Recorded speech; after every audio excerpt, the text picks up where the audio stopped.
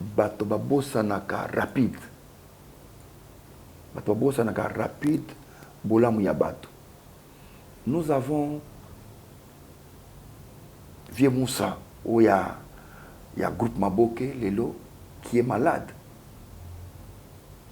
Nous avons Mama Impala, qui est malade. Bato Babanda Maboke. Batikala Bangoumi Balé, na Mama Moseka Wazana Poto. Nous avons beaucoup de choses à faire, à dire. Takinga qui est malade. Nous avons Tcheko, l'artiste Tcheko, où il y a les poisons. Makaya aussi a les poisons. Malgré cela, moto na histoire na ye. Nga na kobeta histoire, toyebana kana yondenge nini. Mukwa liboso ale ndeli bakutana masasi bakutana ka wapi. Nazana histoire wana. Même soki nga na kufi lelo, Alain Arbeta du solo. Oh non, il y a celle qui n'a pas c'était comme solo, c'était une histoire. Moi, je ne me reproche de rien. Je ne me reproche de rien.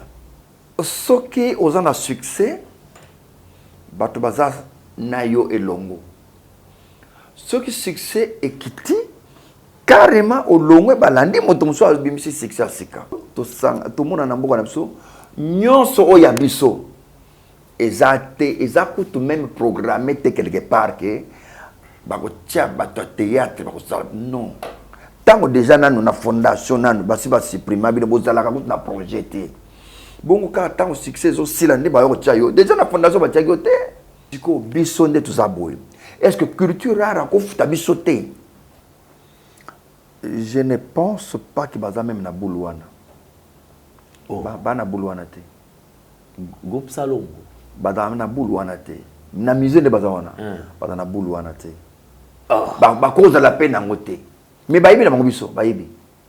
Mais na planning que ba comme appelle groupe Salongo pe tout à la temps na deux œuvres il y a groupe Salongo awa tout qu'on parle un peu l'histoire même il y a groupe Salongo pour que quand les gens viendront bah moi que oui tout ça na groupe théâtral awa ou et comme cinéma et ça non base na moi histoire non mais ezalate et vous allez répéter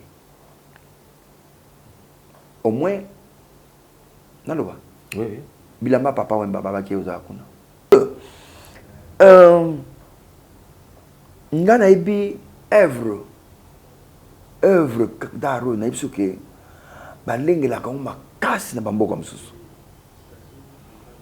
Moi je me rappelle Nadalaki na Côte d'Ivoire où tout ça na Gou tout ça na Gou Michel balbike bango bayoke la kabiso zuwa makasi on a yimta ça tout ça là bayoke la kabiso zuwa makasi c'est-à-dire que bayi bakate biso ba inspiration to zaka wapi mais ba o bango bazo débriller mais bazo koka kaka na ndenge na biso te inspiration ya théâtre basaraki mona ntusu batali mona ntusu o titenge sana salaki et pese bango babandi ko débriller ti basala pe ya bango go qui me le dit les longs na côté ma devant ko uté les loyo na finance ma watro mo boulot et go nous a dit que bango basala effort avec le président de la République. Le président de la République a béni ça tous les ambassadeurs. Ambassadeurs, d'abord les artistes. Donc l'État a continué Makambongo. L'État a continué Makambongo.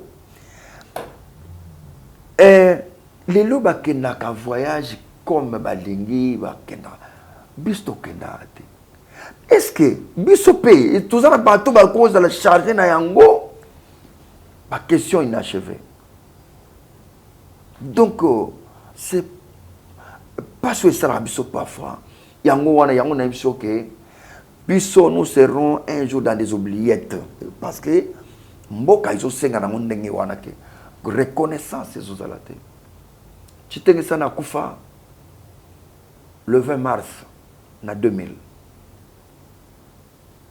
akufa le 20 mars na 2000 na kokufa na ye ti lelo bato bapensa na eloko wana te ebunga yango na bino na misère kozala ndenge nini. Or il fallait ezala na misère que le fondateur créateur fondateur ya groupe Salongo oyo eboti lelo babibwele marque na marque oyo c'est titenge sana.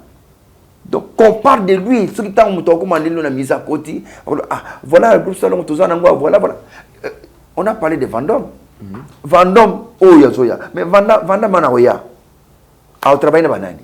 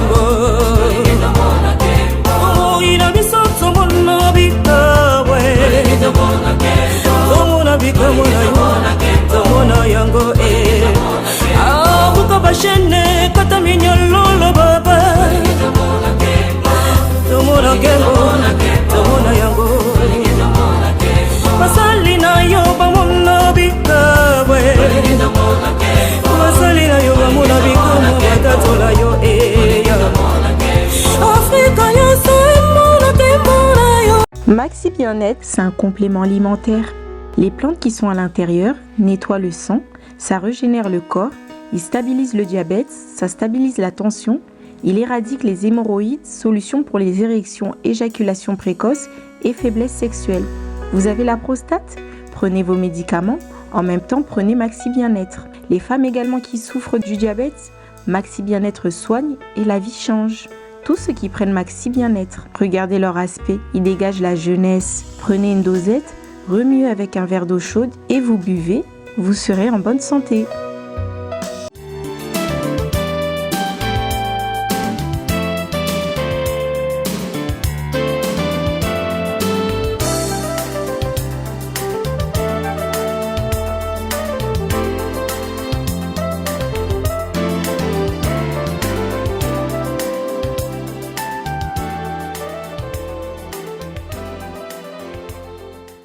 Vérité et réalité, votre magazine qui vous informe, qui vous forme avec un divertissement très très modéré. Bienvenue mesdames et messieurs, amoureux de la culture d'excellence.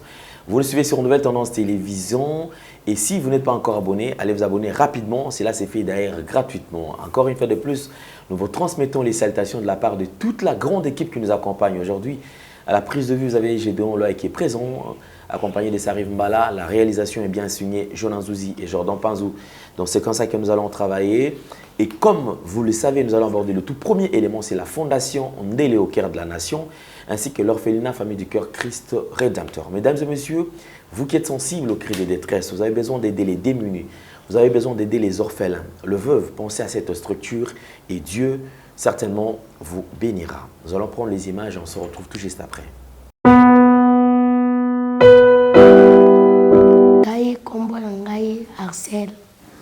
Nga na banda kofanda na Kimbwala na avenue source numéro 3 na quartier Kimbwala na commune Mongafula. Mama na ngai kombo na ye mama Anto ye pe place akenda na yeba te.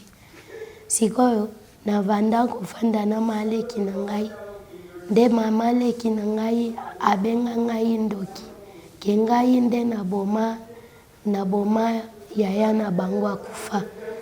Ayebisi ngai amemi nga na église bayebisi yeke ngai nde na zandoki nga nde na boma ya na bango abenga na nga na ndako nde abenga na ngai na ndako lobi nde tokutana na papa Glody mwana naye tobande koleka nga na muninga na nga na nino na kamunganga tobande koleka siko mwana pa Glody alobi papa solola nanu na bana o mibale ayebi nga na lala na balabala amema ngai azwa biso ayebisi papa bango papa ndeti bozaka na orphelina moko boye mema bango mibale kuna nde abenga biso atuni biso bolala na balabala wito ndimi toza na orphelina na biso tozoluka bana nde amemaki biso lobi nosenga merci na Globel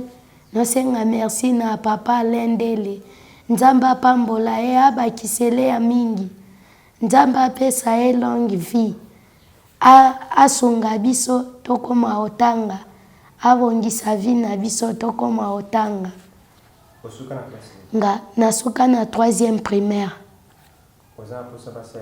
na posa basunga ngai nazonga na classe nazonga otanga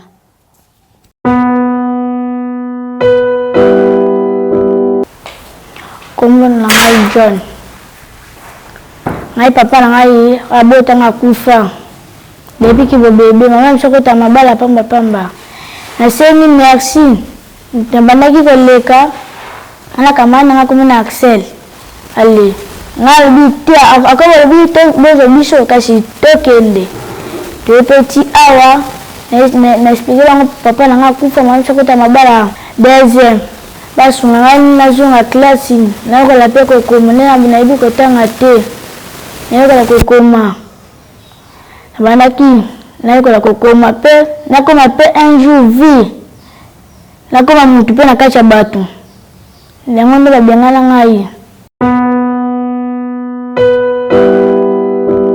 Maxi Bien-être is a dietary supplement. The plants which are inside regenerates the body, cleans diabetes and blood pressure. It removes hemorrhoids, solution for erection issues, early ejaculations and sexual weaknesses. For prostate issues, take your Maxi Bien-être after your medicine treatment. Women who also got diabetes pain, Maxi Bien-être can heal and change lives. You can see that all the people who are taking Maxi Bien-être look better and reflect youth. Take a pod, mix it in a glass of warm water and drink. Then you will be healthy.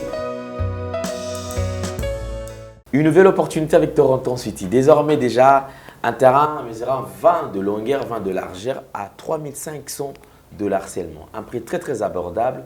Déjà une fois payé, vous êtes déjà parmi ceux-là qui vont habiter Toronto City. Déjà nous sommes dans la commune des Maloko, mais on écoute sur ceux qui sont sur terrain. Suivons. E ya sika na Kinshasa boye tikala kozala te makelele ya tata lopango esili Toronto City à Maluku bana RDC congolais opportunité ya sika mona mboka pe sibiso avec $4 000 ya pamba koma tata lopango to mama lopango avec le $4 000 okoki kosomba cash ou soit par tranche et salami ndenge nini obanina avance $2 000 et le 2000 qui reste au Kofuta yango par tranche 500 P okomi Kolo Lopango. Toronto City et sika moko très kitoko. Parcelle cadastrée, urbanisée, avec beaucoup d'espace. Nyon surtout okoluka okokuta yango. Mais narata, terrain de 20 sur 20 sur un site accessible, urbanisé, cadastré, plat, désherbé avec espace de jeu, espace vert, magasin, marché, peignon surtout pembeni. Ezali solote, tala peyoka. Alors, tu as la concession Toronto City. Tu as la commune à Maloko. dans la ville province de Kinshasa, la République démocratique du Congo, et des concessions Toronto City. Et après avoir fait ça, il y a surtout, il y a immobilier, foncier et tout, là il y a géo, localisation, tout pour que tu peux pouvoir la situation. Concession est bandit et si vous avez ma borne Oyo, à 2 entrées, il y a raccourci à Makolo, na entrée Oyo, il y a Mutuka. Donc, raccourci à Makolo, c'est-à-dire à 15 minutes, vous êtes déjà dans Makada. Oya Moulaï, c'est juste pour dévier, pour que les la fiable, de c'est ça. Dans la situation, surtout, nous avons les avenues, les grandes avenues de 8 mètres et des directions plutôt de 8 mètres et les avenues de 7 mètres. Alors que la parcelle dans Zali, il y a 20 mètres sur 20, ou bien 400 mètres carrés. Voilà, du fait que nous sommes juste à l'entrée, nous sommes National Cameraman pour que tu visites nous surtout. La réalité, vous voyez, les bornes sont là, les bornes cadastrales, et puis tu peux visiter nous surtout, parce que c'est quelque chose à Moulaï. C'est quelque chose à Moulaï, est tellement facile. Komi Tata Lopango, Tona Komi Mama Lopango. Yoka pour tout contact, je précise bien, contact Yapoto Ezali.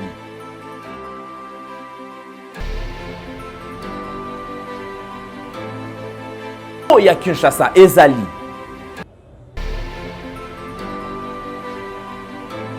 Mbongo ya muke avec 4 000 $, okomi Tata Lopango, to Mama Lopango. Makelele ya Bayer, bayo.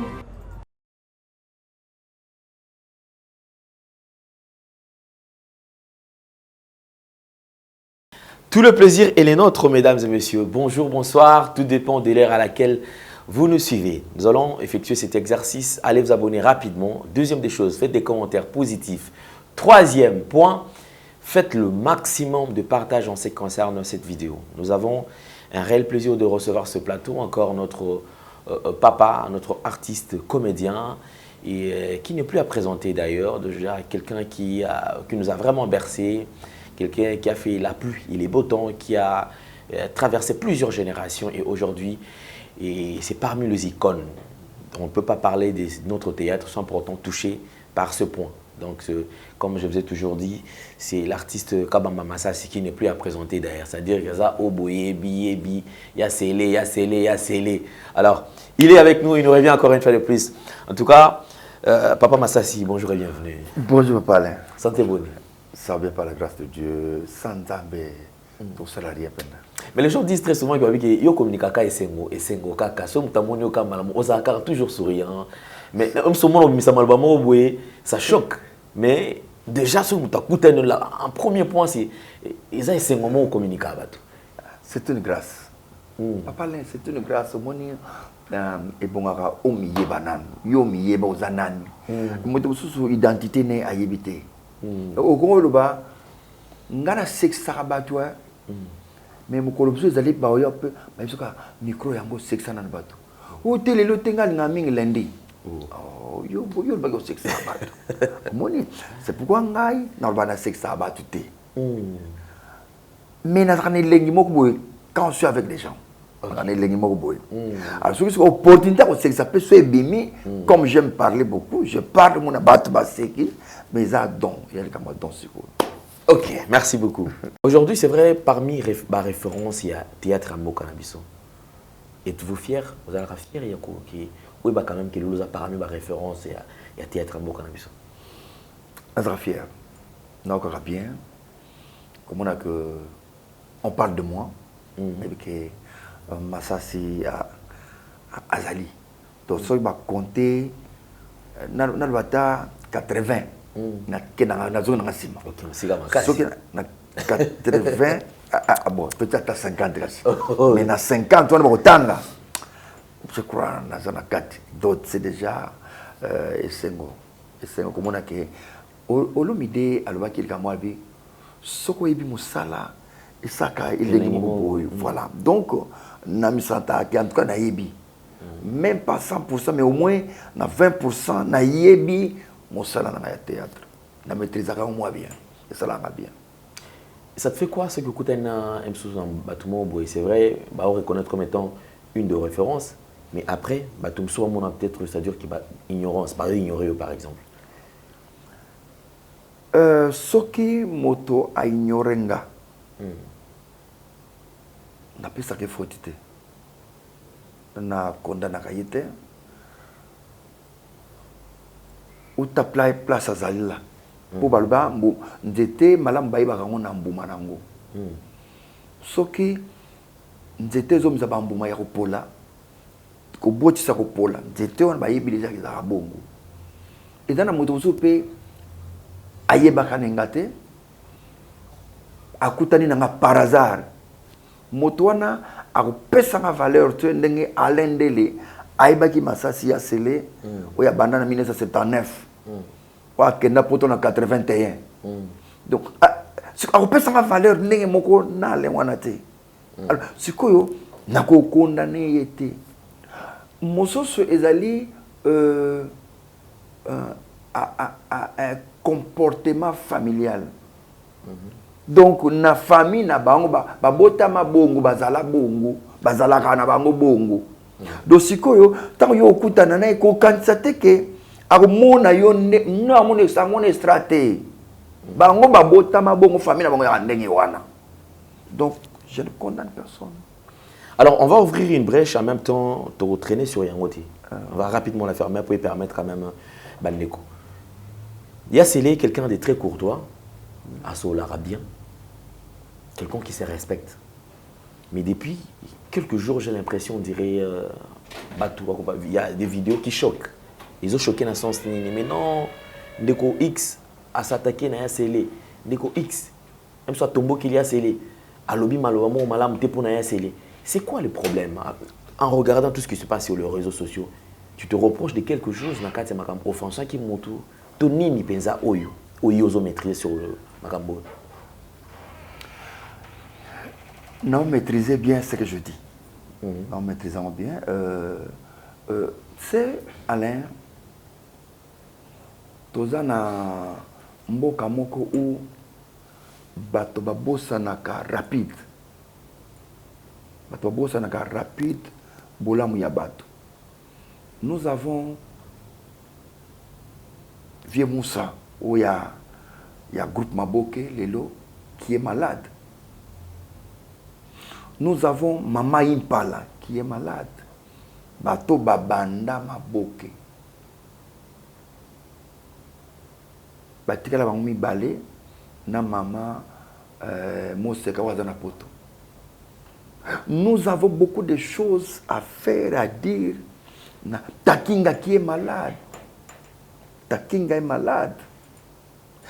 Nous avons Tcheko, l'artiste Tcheko, où il y a les poisons. Makaya aussi a les poisons. Malgré cela, motona na histoire na ye.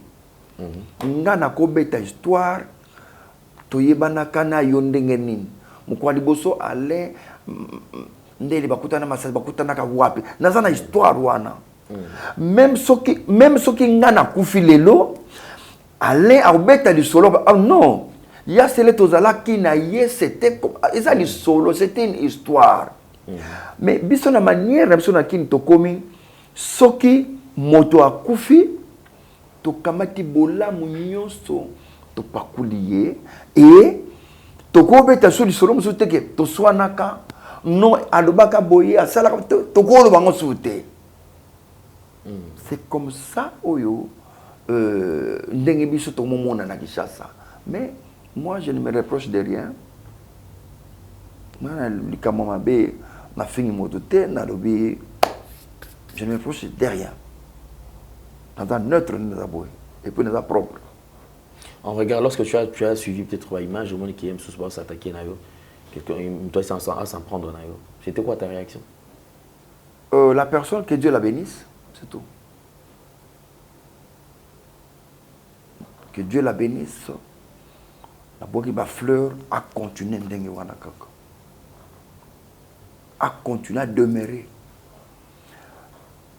Je veux demander à Dieu à changer à changer. Je la bénis à continuer bon. C'est tout. Vraiment, ça c'est un coup dur, hein? C'est un coup dur. Déjà, on sent que c'est vraiment un c'est profond. Les obis m'appellent On ne peut pas. On ne condamne pas. On ne condamne pas moto oyo azo sala makambo nanko. Omoni mwana moke tokozwa fuwe to fiakulie fuwe papa mwana lobia tamba anga sala suli kambo na zui abi fuwe zali. Mais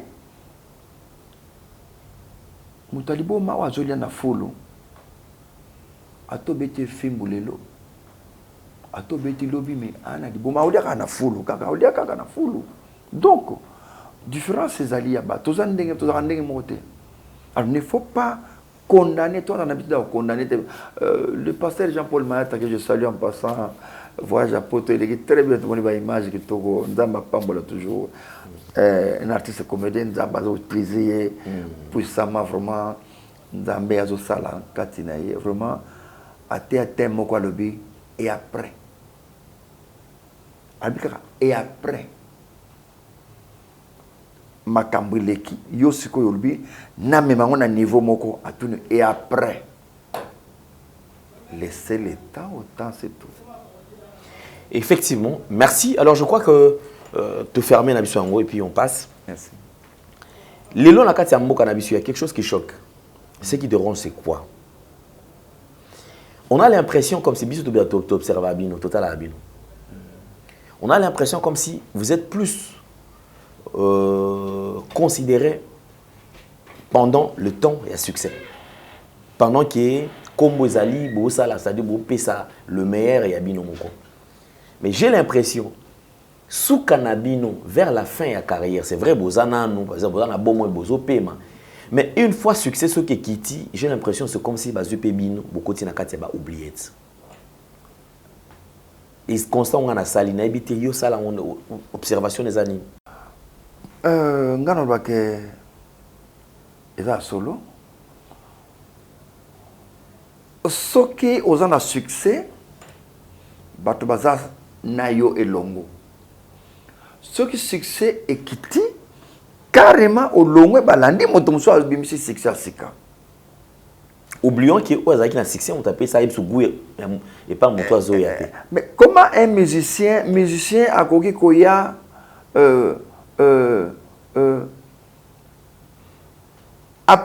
along la dossier ya tabule ya boaka ya wendo koloso ya boaka ye moko abima danser dans le vide. Il faut d'abord qu'on reconnaître que non wendo azalaka. Wendo wana siko to sali nini pona wendo. Non na mise est-ce que wendo azali na wendo? Musique wendo za na mise. Na bar chiffre na parce que ba documentation ya wendo ezali. Doyo chata bon est-ce que tabule ezali? Na simanango ozo faire il y a faire paye présentement. C'est comme ça on fait. Mais biso to sang to mona na mboka na biso nyonso oya biso exact même programmé quelque part que bako tia bato théâtre bako sala non tango déjà nanu na fondation nanu basi ba supprimer bino bozala ka na projeté bongo ka tango succès zo sila ndi ba yo tia yo déjà na fondation ba tia yo te de tozate on est supprimé donc ezo senga kaka ke ndengo zo travailler lelo massage na terrain donc massage il faut bon ça ba empreinte ya bien kaka po empreinte on est bien peut-être na bato mso asima ba ya ko mona ba empreinte massage na le kaka vieux zoata au motambola na nzete vieux zoata en tout cas au moins massage toi mon fils vient Miradi vient au moins de la tabongo mais sinon na compte na biso moko ya mboka na tanga documentaire ya comédien mondele moko qui touche au moins 885 000 euros oiseaux touchés par mois. Comment il est touché 885 000 euros. Oiseaux foutent par mois. Na compte ya culture et art na bango. Si ko bisonde tout ça boy. Est-ce que culture art ko futa bisoté? Allez, on permet de mettre comme histoire mon avec plaisir d'ailleurs, avec plaisir. Nazo futela na nazalaka ko futela na loi pour la 34 na Kasai na Barumbu bayebi Luapula. Na bimi na tongo, j'avais un ami qui travaillait dans l'hôpital, il y a docteur Sami, na Luapula, na quoi Kasai. Na 4 parcelles. Hôpital na quoi. Naza, ce qu'on a bimi na tongo, na lelo yo. Lelo ma parole exacte, non ça na ma beauté allez, na côté chez ami wana. Na hôpital. Tant na côté na hôpital, na salle ya ba malade. Na musiko yo. Mama moko atali mwana na imwana yatie analba kombo mais akoluba te une fillette ba 14 ans 15 ans tant maman là ça maman atali mwana atali nganga na atali ba kaka na leke na côté pas infini na bosa komia mon ami ya Nzambe na côté na c'est ngai na kimusala somela bana mapa batikana mapa kana kina batikana nazala libre to sala kastoke azana to na pia mutu tonga to barba kote kuna tanga a pesa tonga siko ngana bimi na di banda na bina porte siko yo maman zo na comprendre moi na yer ngalo banini mais moi l'enfant ne parlait pas et après ndenge l'accès susu musapi wana mama talinga susu mama landi atalinga ayi utuna oyi mwana nga ote mama zongi nga lesko infirmier bimi akipesa ngati mbongo namoni mama ayele susu papa masi pardon papa masi salini mana kasi bandeko tikamba violo nini au bakangi ya wana tongo boy papa là mama na bi moi ça fait une semaine à lire raté sikoyo ndinga monyo na ayoke sengo ayoke lengi ndinga monyo nano mona yote pardon yaka usolisa tayi moi muke usala alia pomme zawan alia tamu kazo lia ter infirmier mistala ngala bisinga c'est vrai azolia te banda ba ça fait une semaine à lire raté mona na lire raté maodo baton c'est les kende kaka tosongi na mama na kodi na musiko mwana na awtala ne lengi ya liboso na ye na yambie kabe chera moto na pese bis parce que odomona moto azoka yesengo mais aza malade na pese bis na tangi wala na vai na bête place ça là.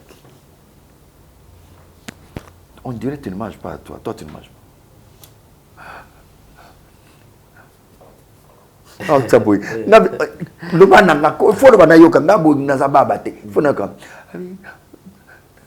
tondi otondo leni non na bana sur sa mwana na bi mama na bana gangela mama sko muta malade bozo pesi lo liate na côté théâtre mama bisi pom tangom mwana na ali des pommes de terre wala lami Nangombe alede na solicie malembe ki alede na bisi nazo na 13h nazo ya mais avant na ya 13h pour na kota na utuna docteur est-ce que la manger ou n'est pas manger donc ce que liete na kota te na okende bisi au moment na di parti mona yoki mona sengo na oya na elombe awa na vie de lunga furako ya awa ba ko talo awa na hôpital siko il faut yo lia ponga na pesa ngo lobby rapport que en tout cas et journée d'équipe bien pour pas ya bon mwana na yoki lengi sur place na pimi mama landinga mama yosko rappeler pe na 12h déjà il faut aller à l'isusu na bimi na kemusala to comme 12h moi na naibsi mama nalia papa sasa oya nalia mama pesa les 3 pommes 13h na ye on to répéter na radio na ditsenga sana na zongi à 13h na koti kaka ngabi infirmière mi sanga bisa aliaki yosko kota na koti hôpital bato na koti na bano silika mama pour servir était pourquoi mi fona kenda ngai mama papa sasa kasi yo kana yo mama koti na jei abi d'accord allez 3 tout solo lit maman occupe bien voie bandobima voie fungwami to solo na mwana na malamu na ngabi na kenda on a changé bilamba nazo kende répétition à 15h 18h nazoya papa na kenda na changé bilamba 15h na répétition 18h na yé mwana on a lié 4 pommes. Wow. Nazo balonke lobi na tongo wana siko na mosola na ye le théâtre tout ça atil bosa ndeni to saraboy ti nazo ba ya zo seka kazo nazo siko ma théâtre le na kamati na lukuta na bambi na kati na zo ti na zo ti le parce que un jour yo peso comme bien ngozo na zo pe yo pe o le kapena na télévision moi na zo ki bien to solo li mama bonde na le kalobi na tongo lobi na tongo na ye na kuti mwana na mlati bana mlati to solo na ye malamu na mama nazozonga na 13h na kuti ke babimi na hôpital. Wow. Baba na wapi na mbo murai ngana na lokula 4e parcelle mama na pesa ngata merci te atikala koyata kolukanga na ndako teke wapi pa masasi papa merci na osali maman na tikala kolukanga te. Oh là là. Azonga même na hôpital te pour dire na infirmier merci pour na camarade no masasi mutu mwana na ngamda atikala même kusala te omoni ndenge nini ba remercier biso na boka na biso. Ah, très belle histoire. Sinon, c'est-à-dire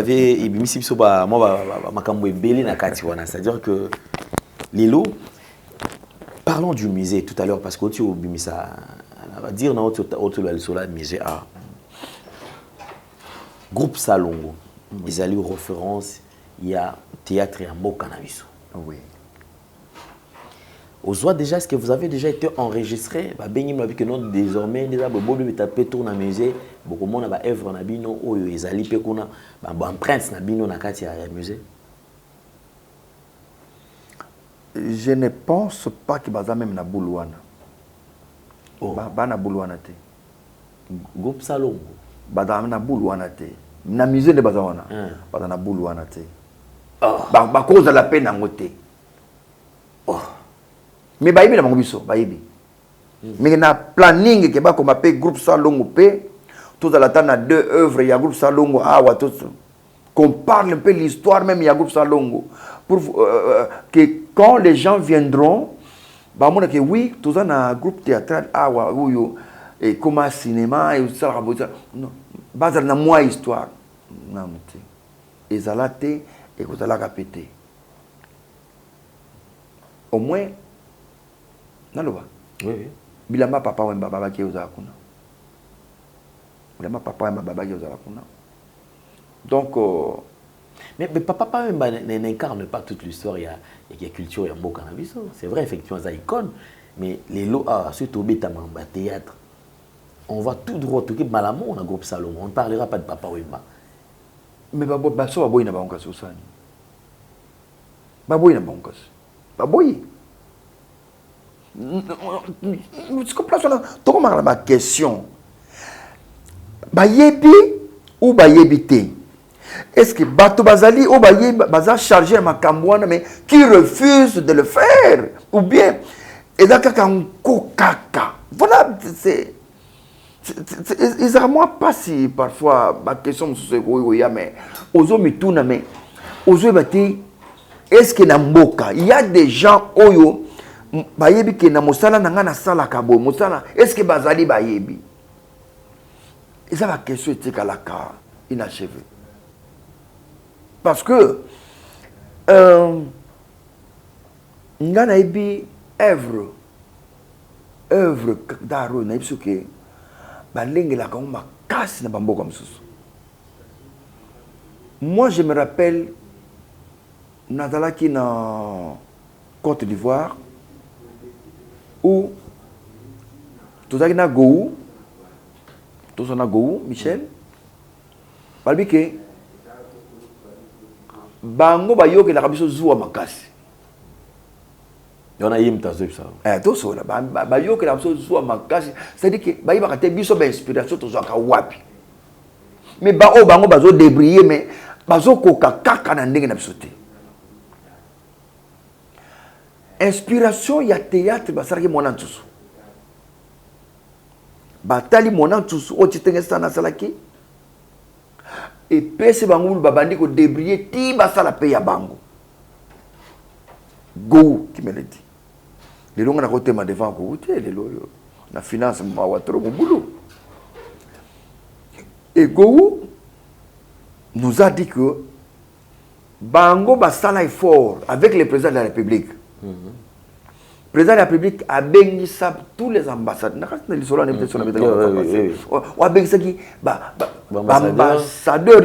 D'abord les artistes. Donc l'État a continué ma cambongo. L'État a continué ma cambongo. Les lots bakenda ka voyage comme balingi bakenda. Bisto kenda. Est-ce que biso paye tout ça bateau ba cause de la charge na yango? Ma question inachevée. Donc, c'est pas ce que ça biso parfois. Yango wana yango na biso que biso nous serons un jour dans des oubliettes parce que mboka iso senga na ndenge wana ke reconnaissance ces ozalate. Chitenge sana kufa le 20 mars na 2000. Akufa le 20 mars na 2000 na kufa na ye ti lelo bato ba pensa nelo wana te ebunga yango na bina misé kozala ndenge. Or il fallait zala na misé que les fondateurs créateurs fondateurs ya groupe Salongo oye boti lelo babi boele marque na marque oyo c'est titenge sana. Donc qu'on parle de lui ce qui t'a muto ko mandelo na mise à côté. Ah voilà le groupe Salongo tozana ngwa voilà. On a parlé de Vendôme. Vendôme, oh ya, mais Vendôme mana oya. A travailler na banani. Nous c'est comme un cop. Allez, même cop on a tous à la pété à Vendôme tous à la tête. Ba ko pese ba bibo le mususu tous à la tête. Parce qu'on n'est pas considéré. Donc surtout à considérer te. Bon, to ko tse likia na nani. Oh c'est il faut l'état de asunga pour que à reconnaître batunanga bazali voilà à défendre biso mais elle doit défendre bazate jusqu'à la preuve du contraire donc to bundana kaka bana. Mais ce qui dérange dans tout ça c'est la manière dont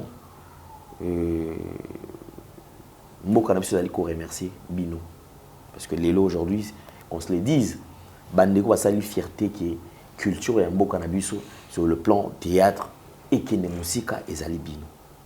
Mais avant Bino, il y a eu une génération Mandeko Baza, papa, maman Nabiso Bazala déjà, référence, icône à théâtre. Oui. J'aurais appris qu'ils ont Mandeko Moussouspé de Lelo Baza, surtout quand ils ont Bakoufa. Nzoka Baza, mais Baza n'a pas été très critique, méconnaissable. Est-ce que Bozo Pénatan a fait effectivement que Bazali peut se renseigner qu'est-ce qui fait que l'État a mis Kata pour soutenir Bangwata na Mukete? Nauti kolmane bandila wake taking est malade. Nauti que maman Impala est malade. Oui, maman Impala par exemple. Takinga c'est vrai écoute ils ont comment ils ont récent kakawa. Mais maman Impala il paraît déjà depuis ça malade. Maman Impala tout ça qui na moi on a besoin Ursus Pechanga tant apprécié ba maman apprécié bango ba trophée na bango na mois de mars, il y a un mois de mars, pour clôturer, maman Impala Yaka. Ah, Ursil, le coup de chapeau, merci.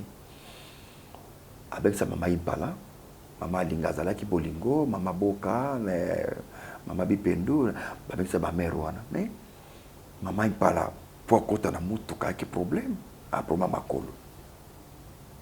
Mais elle est là. Déjà, Azawana, Kanaï na Kanaï. Bosiko, d'abord na misé, bako tchana na misé ndenge. Et puis waza charger ma kambouana. Ne fais pas un effort, il y a que na le kabato théâtre ngo bazali déjà donc quand la photo tout ça déjà moi quelque chose pour na batona basa dans la misé. Batia photo na musique, oui, ce sont nos comédies, babanda qui mosala, Moussa, ou badobe papa Mutombo. Mais Azali, mais ce que maman dit dans la maison. Vous voyez? Donc on a beaucoup de choses à dire et à faire, mais bato ba sengeli ba sala yango bazate. Donc c'est pourquoi nous serons dans des oubliettes. Donc, et ça passe, Makasi, Papa Alain. Donc, dans la fois passée, moi, je suis au théâtre. Moi, je suis au théâtre. Moi, je suis au théâtre. Jamais. Parce que mes amis n'attendent pas docteur. Mes amis n'attendent pas ingénieur.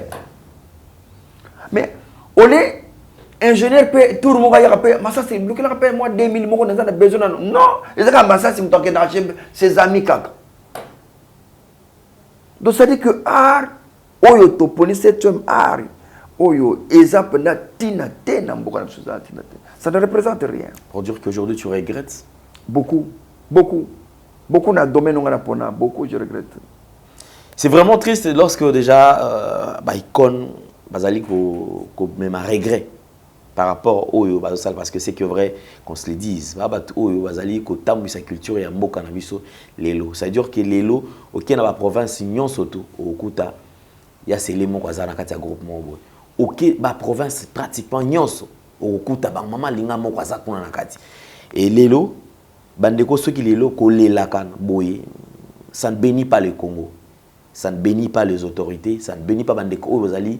Surtout le ministère à tutelle. Je me pose la question, ministère oti souka batu, bako bundaki ba et ba effacer parce que batu baza censé à bénéficier, ya ko la protéger par ce ministère, bazali rejeté. Ils sont toujours dans des oubliettes, mais ceux qui bandi ko landela ba mbongo ba couverture ba mbongo ezbimaka na kati ba ministère oyo, okotika monoko polo mituna mais mbongo ekendaka wapi. Mbongo ezokende na place mususu. Bao bazali ko basa bazali ko bunda ke mboka ngo ministère wana ezala na makambo bazo se retrouver. Et ça c'est vraiment décevant. Et aussi, je voudrais aborder un point parce que ça point moi ça me dérange hein, ça n'engage que moi. Je pense que l'homme a besoin d'un soutien, d'une assistance pendant qu'il azana nous vivons. Ouais. Mutoza plus n'a besoin bo pesa merci tant yemo azali koyoka. Mutoza plus n'a besoin au moment où moni que non likolo et ça la passe à moni Gédéon a habité ah vieux yo osonga biso te zota bon o paracétamol omela et ça la moi nini o sali fièvre monte koto yo qui si moko ya douleur et qui tata douleur c'est ce que l'homme a lukaka. Je pense que culture toi nango oyo pour moi je pense que c'est inversion de valeur parce que motoso ga kufi tout ce qui arrive après aye bakate. Il y a un moment où on a dans la culture, on a koufi, oh, mamba osoma ba cercle belé ezate, bozoye botumba boni parce que tout ça ça ne sert à rien. Dans le but que nous on a adopté culture na bango. Mais je pense que quelque part baza peine a raison. Aimons-nous vivants, aimons-nous réellement vivants. Pendant que nous sommes vivants, to lingana, to laksana ke no to lingana ka, pe to laksana ke no to ki ko se soutenir pendant que tous en na bon moi boy. Culture obiso to zu awa. Muto azobela. Non beta lisolo ah papa taking azobela. Ce que l'année bato basala ba cotisation ou ba pesa ba mbongo ebela na kati ya ba cotisation ya ba obsèque. Boza wapi. Bozo se manifester te. Bokomona ka ki ah te azana e gouvernement ko sala. Ote maman Denise, ote maman Olive, ote jusqu'à ce que mona ki on ne le souhaite pas. Muta bomba moto zanzambe. Lobi soki muta kufi ba obsèque il faut organiser ba obsèque digne de son nom. Ba obsèque wana pour asala nango nini. Vous allez beaucoup dépenser muto na tikibana un mois après boki papé subana te bobo sana pe bango botika bango ka bongo. Le m'as-tu vu na kati ba moment ba obsèque. Tout le monde veut se faire grand. Tout le monde veut se faire découvrir. Tout le monde veut qu'on parle de lui. Et comment parler de lui? Il faut na cotisation, il faut na beta bango eloko moko wana. Ba cotisation ti boko organiser mbongo kenda pe na famille à Moïti. Il est temps. Je pense que il y a celle na marambo ono tikoloba awa. Je ne sais pas ce que na tort. Non, Mutoza na no vivre au Kibete. N'est-il cela takinga? C'est-à-dire que les gens prennent ça à la légère. Ceux qui les loent les camous, et comme vraiment, paix à son âme, bah statut nyon tout. Et tondi na photo à monte. Maintenant qu'il y a zobe la moto monte à que non, sauvons takinga. Bah statut comment mité, sauvons kingani.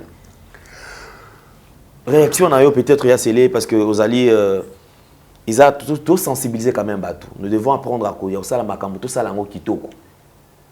Nga nazaka na moi mawa mususu ya moke na baksa bande comme ça balbaka ah bino ka ko senga mama Denise ka ko senga mama Olive bo bino tang bo zaka bo bomba kate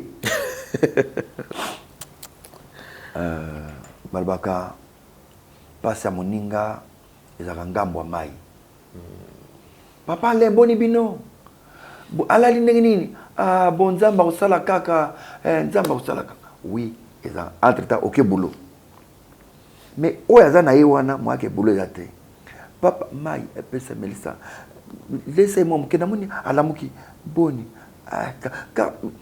omoni ye mwa bouger ça te mais yo bekaka eza ngambo ya mai tozwaka combien tozwaka combien papa l'air naza na 97 1997 96 97 quand c'est avant que Kabila le papa Kabila Kota nazo salisa nzonzing nga na ocha monta épisode moko il fallait si à tout là-bas témoigner maman Chako que ça me repose un peu témoigner na ocha mutu $200 l'épisode moko ata lek na Solange Mindolo so azalaki $200 l'épisode moko donc surtout ça les 4 épisodes en a $800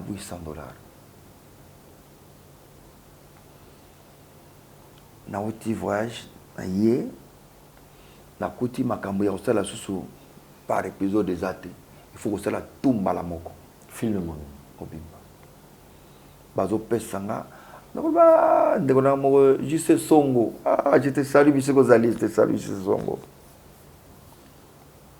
major salut bonjour Massasi en tout cas ndenge vous avez la kalawana mukele changer nango $300 ça les filme tout échanger filme tout on a combien 10 épisodes or nana ko bolé na 10 épisodes que na ko 1000 nanga ou bien 800 na nyonso na mais $300 na beti 10 épisodes 300 les amassassi les amassassi et c'est pas n'importe qui a 300 non major aibi que non massassi a mukolo juste son aibi que massassi a mukolo ya ngana 300 il y avait des gens qui touchaient moins que ça 50 même 30 20 vous voyez donc ça dit que la producteur comme tel bazate et puis le marteau quand on a internet VHS et Koufi tu quand on a CD Koufi internet à côté donc il y a bomi les sauces bien internet donc la suite on a pour une épisode et ça reste 300 souté et qui ça il reste 300 et qui ça sikoyo okogangela nani okofinga nani oyebisa nani non mboka izo mema biso selon yango to vivre selon monde ndenge okendela mais sikoyo oya ko sunga ko aider te komika l'état il faut l'état sikoyo akota makambo po to nous retrouver kokufa ba discours yé oui mais ngana dama ngote ba tout ce ba ko damile ngai ce n'est pas si elle ba tout ce ba ko lela et puis ce que je devais faire pour na bana nanga et au salama ndenge wana te so na kufi non dans chambre ya Fontarella ezala awa mais pas felini ba tiede kotoyo ozomona nene calcul nanga na salaba nanga mais hier vous allez ba na mbete double tango bango bazwi mbongo na nsima na bapie bango mpe ndambu mpe ekokoka na projet te motu fo akoka elengi ye moko. Ah non, oza na bana na mutuka bwana nsima, toi tu déranges beaucoup, yo moko na fona na bana na yo. Ça fait partie de la vie, moto azoka elengi avec sa famille. Mais oyo bateli kopesa bango nga na za te bana bango moko na nsima, non, c'est pas eza penda malamu te. Vous avez raison de dire que pasi makasi bazo pesa biso te quand nous sommes vivants, mais bazo zela to kufa kaka et tant on kufi après quelques jours dans les oubliettes. Voilà. Je pense qu'il y a quand même aux un témoignage à Takinga. Oui. Oui. Alors, oui. Lelo Takinga Azobela. Oui. Quelle organisation avez-vous pensé?